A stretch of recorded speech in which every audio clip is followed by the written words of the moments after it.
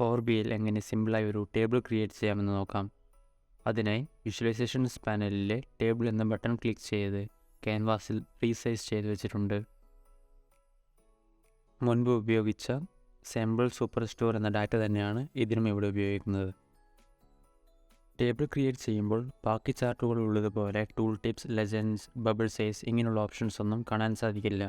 Values എന്നുള്ള ഒറ്റൊരു option മാത്രമേ ടേബിളിനുള്ളൂ. ആ ഒരു വാല്യൂസ് എന്നുള്ള സെക്ഷനിലേക്കാണ് നമുക്ക് ആവശ്യമായ കോളംസ് ഒക്കെ ഡ്രാഗ് ആൻഡ് ഡ്രോപ്പ് ചെയ്യേണ്ടത്. ഇവിടെ ഞാൻ sub category, sales and profits ഈ 3 കോളംസാണ് ഡ്രാഗ് ആൻഡ് ഡ്രോപ്പ് ചെയ്തിട്ടുള്ളത്. ഞാൻ ഓരോ വാല്യൂസും ഇവിടെ ഡ്രാഗ് ആൻഡ് ഡ്രോപ്പ് ചെയ്യുന്നതിനനുസരിച്ച് ഒരു ടേബിൾ ക്രിയേറ്റ് ആയി വരുന്നത് കാണാം.